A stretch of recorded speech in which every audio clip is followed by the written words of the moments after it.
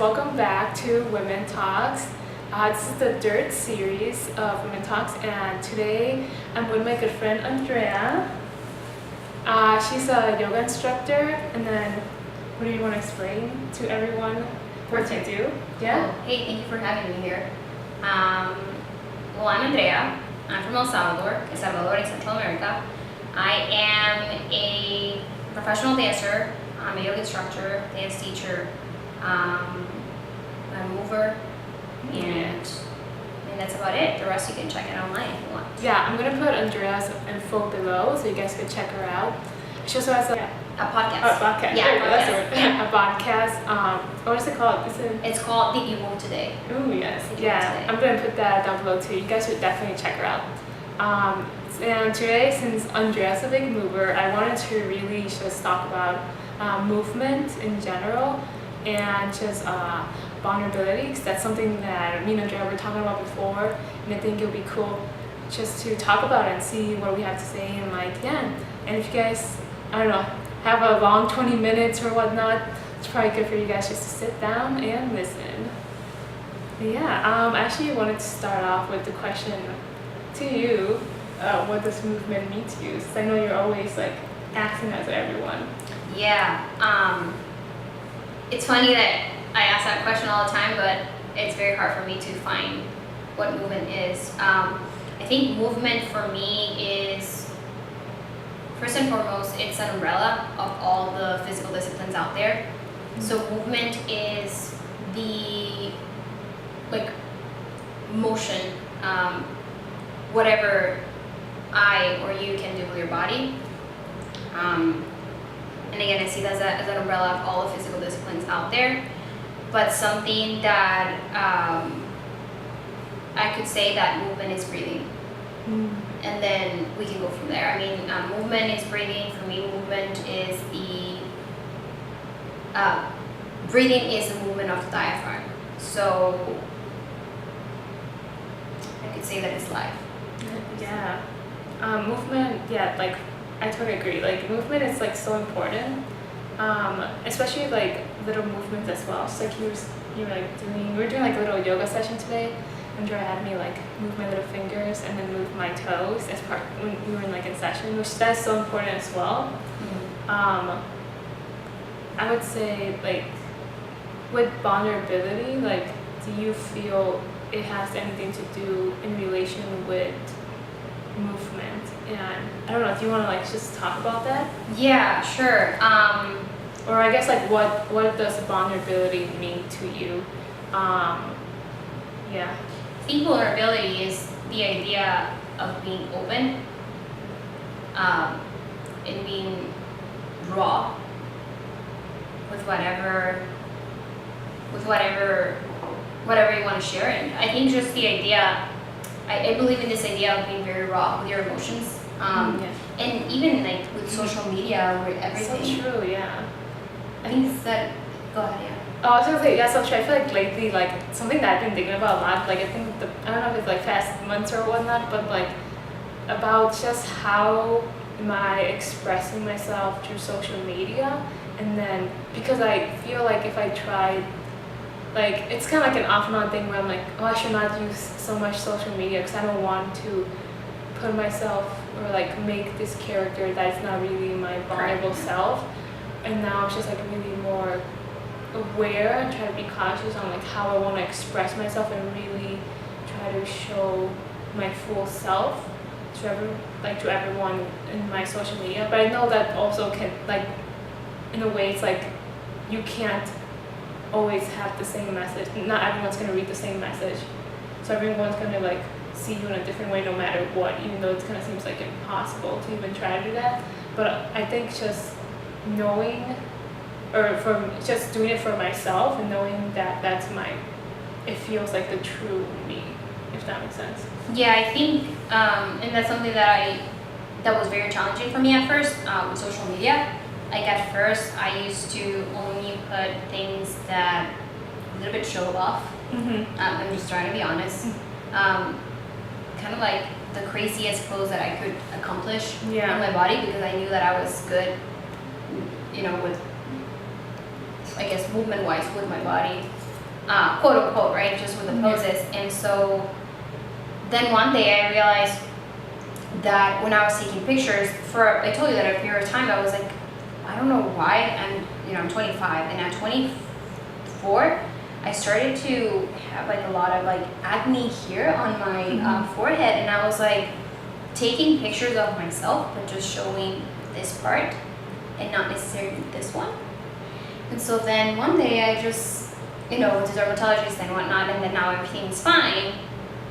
And I decided that I wanted to post a picture of the before and after. Yeah. And I was very afraid of just like showing that to other people. But I had like such a good response of the things that I was showing. And I think that was a turning point for me, when I was like, oh, the more vulnerable I can be with people, the more real I can be, the more raw I can be, the less filters I can use, the more people will, relate and connect to who I am. And not necessarily only with like things like that, but just like in general, like if you just broke up with someone or whatever, and it's not necessarily that you're going to start talking bad about that person, not at all. It's just the process, like the healing process of where you are at,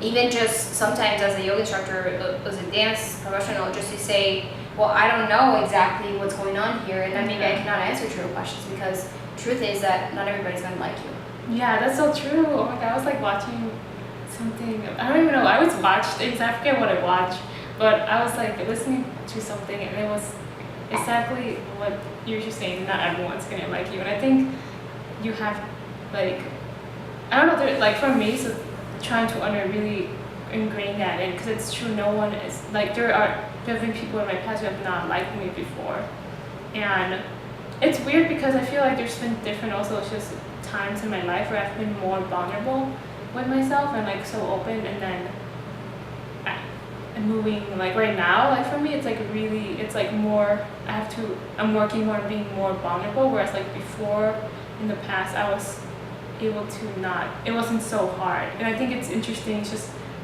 either like things we go through or things that we experience and stuff, how they can leave us and close us down to like close our vulnerability, and or close our vulnerability kind of like closes us up from being able to express our full self again, which is like, it's just like an interesting thing to like observe. I think what you just mentioned, I just had this thing on my mind. Like that movement, and I explained this on my website. Movement is communication. So the fact that I'm moving my mouth right now, I'm connecting with other people. And so, in fact, I could say that movement could be talking. Movement is being vulnerable, being able to say what I feel at the right moment. And I think another turning point, like something very important that happened to me, is that when I started to tell people my darkness, when I started to show my darkness for me, quote unquote, because what is dark for me, maybe it's not dark for you. Yeah. When I started to share that to other people, it was a movement. It was kind of like an exchange. I'm telling you what I feel. Things started to change inside myself. Like better change. Well, yeah. So I started to share with people that when I was in high school, I was bullied. And that was a topic that for me, before talking about that, it was just very, very hard not to victimize myself, because I was like, I never wanted to victimize myself at all. That was not even my point. But I wanted to show to other girls or people that have been bullied in the past, in their houses, whatever. Everybody has been bullied to a certain extent. I believe that. And so I wanted to share that with other people, but it was very hard for me to share it because it was so ingrained in myself that I knew that the idea of just like sharing that was going to be like a way of like letting go of that attachment that I had. But it was such a turning point. It helped me to be very vulnerable. Now I'm not going to tell you that to this day I'm not like 100% open with every single person or every human that I see. Of course I have some areas that I'm still struggling, and I'm still working on those things constantly, because it's hard. As you mentioned, there's barriers and things that we still have to work on. Yeah. Oh, Joe, when you're talking about the bullying, like, Yeah, like I was bullied too, like in middle school, and I always kind of like hated my middle school because of that. But in reality, it's like it wasn't really a bad school. It was just the bullying, and that's why I hated it a lot. And I feel like sometimes I, like how you're saying, you're talking about how feeling like you were still in that situation if you were not able to like tell someone about it. Like sometimes like, I feel because like when I was younger, I was very shy. I never really like spoke when I went to school. Literally, like I would not say anything, like nothing. It's kind of like funny thing about it, but it's just like I would not talk at all really, and I was always like bullied and stuff, and it was like, and sometimes like even now in my life, like I always see myself as like that person, like didn't even say anything, was always like being bullied and stuff, but I know how much like anger and like a lot of like pain like it brought me and stuff, and I think it's something like I still have not like released, but through like how you're saying, or it's just like a movement, or it's just like doing things that I love, I have been able to release some of it, but I know it's something that has sometimes like taken my voice away, like from being able to express my actual voice and who I am. Yeah, and I think that that's something that at the end of the day, it will always be there. It will kind of like reduce the amount that you have, but because sometimes that happens to me sometimes too, where like I have this thing, social anxiety. I don't know why, I just get this social anxiety, and before it was harder than now, but just being with so many people in one room. It's like hard here. Yeah, just like I want to go, because it's not necessarily that the people are mean. It's just sometimes it brings me back to places that I was, and so I've been working on that. And so for all the people that ask me how I deal with that, because I've had people that ask me that before, I just say start very small. Start small. So I start 10 minutes, then start 15 minutes, then start 20. And more so as a yoga instructor, I think I became and I am. I've always been very. I can get the energy from other people sometimes. Oh, yeah. And so I get so many energies that when I'm with so many people, I'm like, yeah, it's just like too much. It's like you need your own like space and like time. No, yes. So I have that feeling too of just being like, it already happens and whatever, but still that thing comes once upon a time. And so I'm like, okay, it's fine, get some time to breathe, get some time for myself, and just the idea of being able to share this path, this journey to other people, I think that's just to open my heart and be very vulnerable that everybody has. And I was gonna relate that to like movement. I know that you believe this too. Like movement helps with just emotions and being able to like go through the bad times and stuff. So I guess I don't know. Do you want to do you have any certain moment in your life where you really felt like that movement really highlighted that in your life? Sure. Yeah, and it's something that happened to me when I was 15 years old. I turned 15 years old, and it was June 30th. June 30th, they opened a gym, and I was part of a club in El Salvador. It's a club from Club Árabe. So basically, Middle Easterns, happens to my parents are members of that club, and they've seen me grow for a long time. And so it's like a second house for me. And they opened the gym June 30th, and I was like, all these things were happening to me. Of course, I never wanted to tell that to my parents because I was very type A perfectionist. Yeah. Do you know what's interesting though? Like I really relate to that too. I feel like sometimes just like people are like, oh yeah, your parents will help you, but I feel like sometimes it takes time. Or like if you still have to build a better relationship and trust, or it's just like how you're saying like you want to like deal with your own things. Yeah. Because I relate to that as well. I think I didn't tell them because I didn't want it to worry them. Yeah. And I was doing well in school. I was doing well, and I was an athlete, so I didn't want it to worry anything. I was just like, I'm the perfect girl, and you know what? That was me not being vulnerable, because I had a mask of like this type A person that is perfectionist, that has good grades, that where teachers speak very highly of me, and an athlete, and typically the typical girl that is like type A, everything. And so I didn't want to tell it to my parents, and so June 30th, I started to work out. And I've been working out my whole life, tried different physical disciplines, but that time was a time where I literally, movement became my coping mechanism, which I don't think that necessarily that's good. I think, in fact, something that really helped me was yoga, to be able to see myself as I was, and to be aware of my own flaws and of my own like weaknesses, and who I really was. And not necessarily, I don't see that as a coping mechanism anymore. Sometimes I do, just because I have that thing from the past, but not necessarily. I mean, now I see it was a coping mechanism for a long time, and I'm glad that was my coping mechanism instead of drugs. I can tell you that. I'm happy. I'm happy I never thought about committing suicide or anything like that. I'm happy that I didn't. But I know there's a lot of people out there that are still struggling with that. Yeah, definitely I can agree on that. There's an idea or something that popped up when you were talking. That was also about yoga.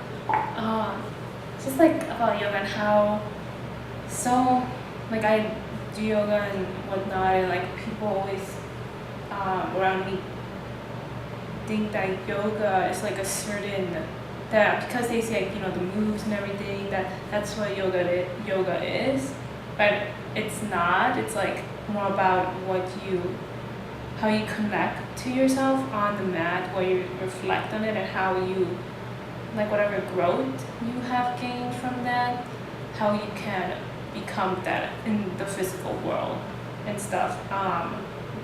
That's how I see it, and it's interesting how I try to explain that it's hard to connect to others sometimes when they haven't experienced it. And so, I totally agree in that. Like, yoga really does help a lot mentally. Like, that has helped me a lot. I think that's a great thing of yoga. And as you mentioned, it's not only about the asana as a physical practice, but it's meditation, pranayama, breathing exercises, and things like that. Now, what I can tell you is that I love yoga, but I also believe that it's part of movement, and so I don't believe in any doctrine. I mean, I'd rather see everything more like open, if that makes sense. But yoga for sure helped me in so many ways. And for the people that don't understand that, I still think that there's so many masks going on, and people wear masks when to go to work, when they are moms, when they're this, when they're that. And so I know Lewis Howes talks a lot about that in his podcast, The School of Greatness. And he talks about being vulnerable as a guy, and talks about masculinity. Yeah, and that's I think that's really hard too on guys. Just trying to be vulnerable and being, especially like emotions and stuff. I mean, it's the same for women as well, because I feel the same way, but I think it's more of a pressure on males, just because of masculinity and like a certain stereotype of not being able to show your emotions and stuff. And like I see it on like guys like close to me and like in my community as well. And it's just like, even like my dad, like it's just, and like he's like an older man, like he still struggles with that. Like I think that like the first time I actually saw him cry was like when my grandpa passed away, and like that was like really him in his vulnerable state, And it's like, it's crazy how much pressure that has become when it's just life and just you being a human being. And it's okay. That's the thing that other people forget. It's just, it's okay to be vulnerable. It's okay to cry. It's okay to, I'm not saying cry every single day because of everything, not necessarily because it's a balance, right? It's a balance, but also it's important to be able to share with other people your feelings.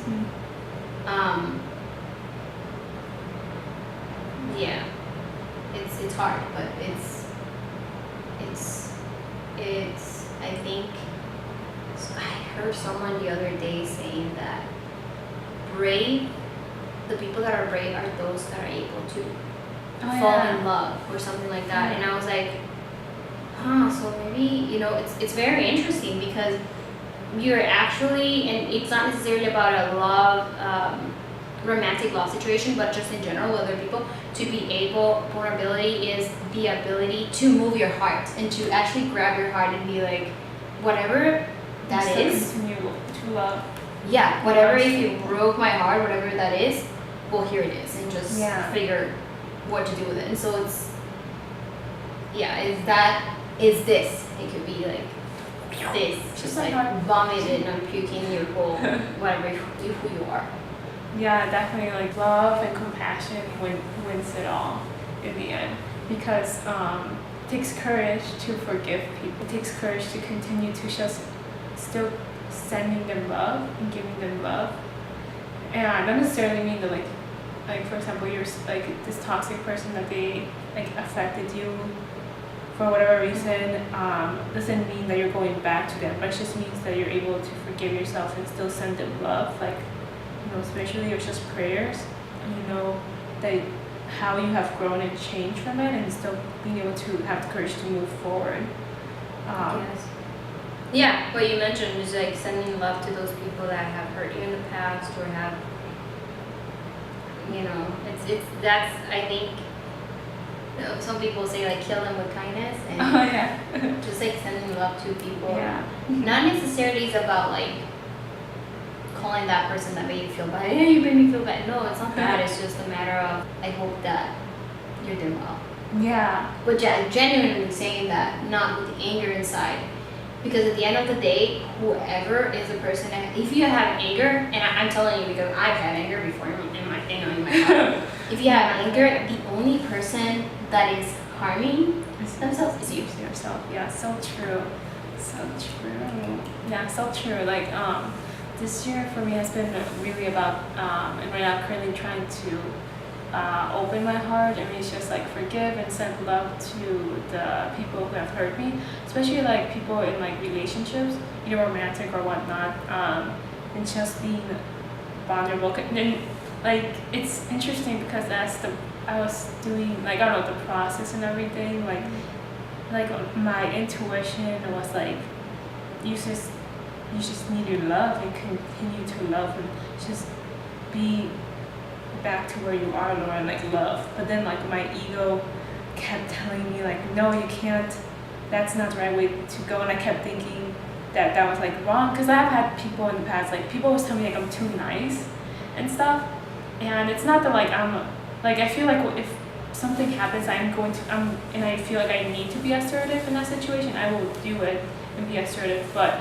sometimes I feel like there's no, I don't know, it's like there's no reason for me to act this certain way past than what I feel like it is, because in the end it's just, I don't know, I just feel like I have so much love and kindness that there's no reason for me to do that. And I think my ego, because of that, my ego was like, no, if you just go to a place of like love, you're basically going to be defeating, like, they're basically, the people that hurt you are basically like, they basically won. But in reality, like it was never like that. I was always I just kept holding on to that pain because I wasn't really listening to like my intuition and like how I felt, and just like thinking about how other people would see me.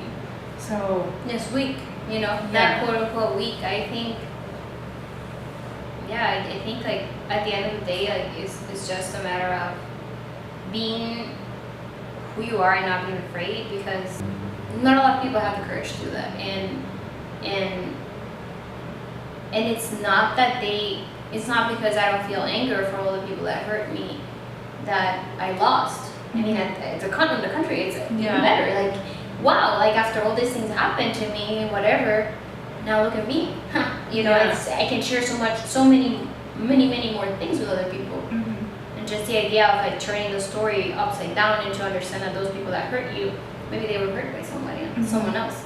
So it's just like a big cycle. So I guess the more love you can spread to other people, the more that those people can spread love to other people. Which at the end of the day, like some people are sometimes, Andrea, you believe so much in love and peace and whatever, and even like sometimes I guess my parents make fun of me because of that. But I'm always like, not necessarily. I think it's not that way. It's like, it's just like, it's more, I guess there's many people outside of the world, but I mean,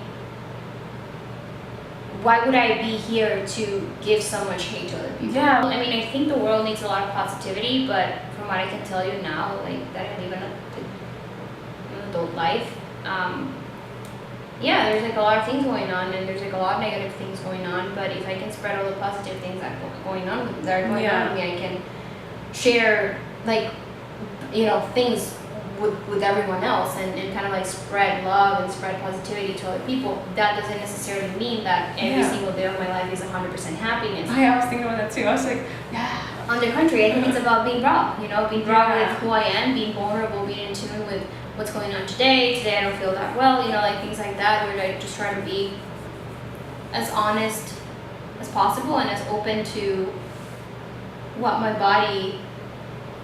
Yeah, what my body's feeling. Yeah, and like vulnerability doesn't have to be like you can't be angry or you can't have like all these emotions that are normally considered negative. Movement is vulnerability. Mm-hmm. Because now that I'm like I have a skeleton in my house, and so I keep thinking about like how the heart is inside ourselves, and so.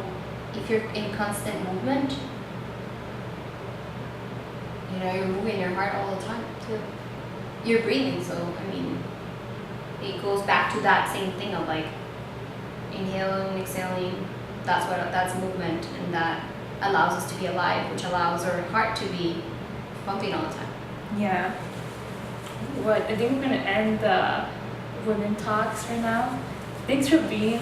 I want to thank you, Andrea. Thanks for being on my third series and really just being open and just talking about movement and vulnerability and just sharing some your personal experience.